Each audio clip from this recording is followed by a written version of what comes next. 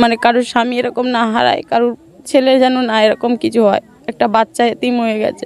কিন্তু পুলিশ দুজনকে চারজনকে নাম কাওয়াস্তে জামাই আদর করে গ্রেপ্তার করছে। কিছুদিন পরে দেখা যাচ্ছে যে তাদেরকে মুক্তি দিয়ে দিচ্ছে।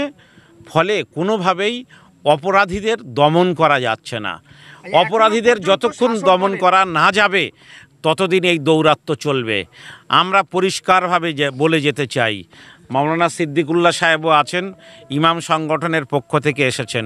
এই দৌরাত্ম্য বন্ধ না হলে কিন্তু পশ্চিমবাংলায় মানুষের মুসলমান সমাজ, সংখ্যালঘু সমাজ তারা কিন্তু রুখে দাঁড়াবে। তার নামে কোনো জায়গায় কোনো রেকর্ড নেই।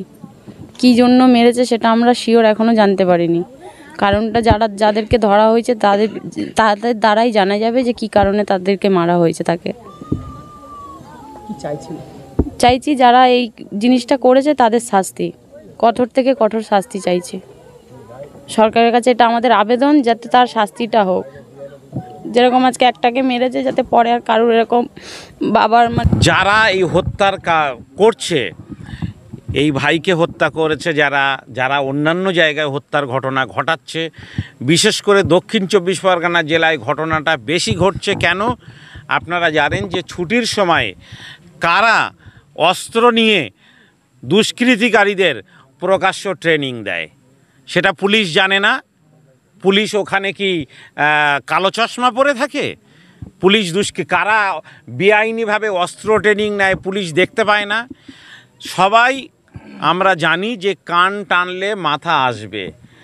দক্ষিণ বারাসাতের ঘটনা বলুন, তালদির ঘটনা, খুনের ঘটনা বলুন, আপনি বারুইপুরের খুনের ঘটনা বলুন, বাসন্তীর বলুন, সব জায়গায় যা কিছু ঘটছে আমরা বারবার বলেছি যে এর পিছনে যারা প্রকৃত অপরাধী তাদেরকে চিহ্নিত করা হোক। মানে কারোর স্বামী এরকম না হারায়, কারোর ছেলে যেন না এরকম কিছু হয়। একটা বাচ্চা এতিম হয়ে গেছে। জানতে পেরেছিলাম, ওই ফোন করেছিল, করে বললো আমরা একটা অফিসার বলছি।